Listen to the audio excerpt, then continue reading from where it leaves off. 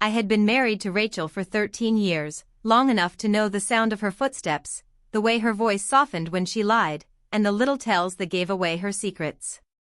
I thought we had built something real, 2 kids, a mortgage, and a love story that had survived more than a decade. But beneath the surface, Rachel had been building something else entirely. Something darker. Rachel worked as a high-end interior designer. Her clients were wealthy, often lonely, and loved to brag about the young woman transforming their homes into magazine spreads. I admired her hustle. She was the breadwinner while I managed our small business, and I thought her late nights were simply part of the job. But small cracks began to appear. Her phone was always flipped face down. She guarded it like it held nuclear codes. She would step out for client calls that seemed to last hours. And when I asked about them, her eyes would flicker just enough for me to feel the sting of doubt. The turning point came one night when she came home smelling like expensive cologne, one I didn't wear. I didn't confront her immediately. Instead, I decided to play it differently. I installed a discreet GPS tracker in her car. Within a week, I knew where she really went when she claimed to be checking on a project. A particular address popped up again and again. Not an office. Not a design studio. But the lavish home of a single businessman, one of her top-paying clients. The truth clawed at me, but I needed more than suspicions. I wanted undeniable proof. So, I contacted a private investigator, someone discreet and thorough. Within days, he delivered the evidence, photos and videos of Rachel slipping into the man's home with wine bags, dressed to kill. And the worst, footage from inside the home. There she was, laughing, kissing him, walking around barefoot in lingerie that I'd never seen before. The man's house wasn't just a client's property anymore. It was their love nest. And I was the fool funding it. I didn't rage. I didn't confront her. Instead, I waited. Planned. If Rachel thought she was clever, I would show her what real cleverness looked like. A month later, Rachel was scheduled to host a client appreciation party. A celebration of her most loyal customers, with champagne, caterers, and music.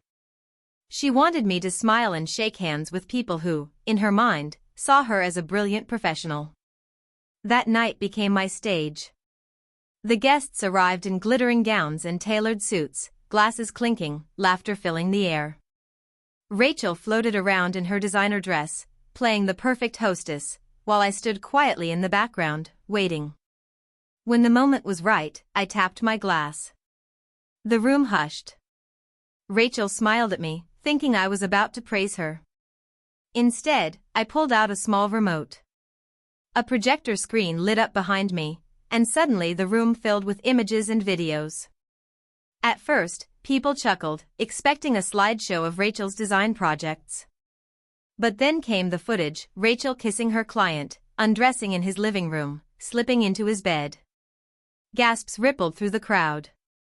Some guests turned away. Others whispered. And Rachel, her smile collapsed. Her face drained of color as the room spun against her. You see, I said calmly, my voice cutting through the silence, Rachel didn't just design homes. She used them. This man's house, I pointed at her client, who stood frozen, jaw tight, was her playground.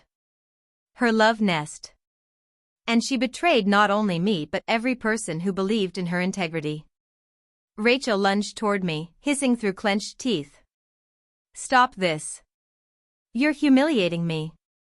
No, I said coldly, stepping back, you did this yourself. I'm just giving everyone the courtesy of knowing who you really are. The party ended in chaos. Clients stormed out, some cursing her name, others vowing to cut ties. The man she had been with didn't even defend her, he simply grabbed his coat and left, leaving Rachel alone in her wreckage. By the end of the night, her career, her carefully crafted image, was in ruins. But that was only the beginning. I filed for divorce the very next morning, presenting the evidence to my lawyer. With the proof of her infidelity, I gained full custody of our kids and ensured she walked away with barely a fraction of what she thought she'd keep. The woman who had built her life on lies was forced to move out of our home and rent a small apartment, her reputation in shambles. Rachel tried calling me, begging for forgiveness, insisting it was just a mistake and that she didn't mean for it to go this far. But every time her number flashed on my screen, I remembered those videos. Her laughter. Her betrayal. And I turned the phone face down, just like she used to. In the end, Rachel lost far more than I ever did. She lost her marriage, her family, her career, and the respect of everyone who once admired her. She thought she could turn a client's home into her private paradise. Instead, I turned her world upside down, and she'll never recover from it. Because some betrayals don't just break hearts, they burn everything to ash.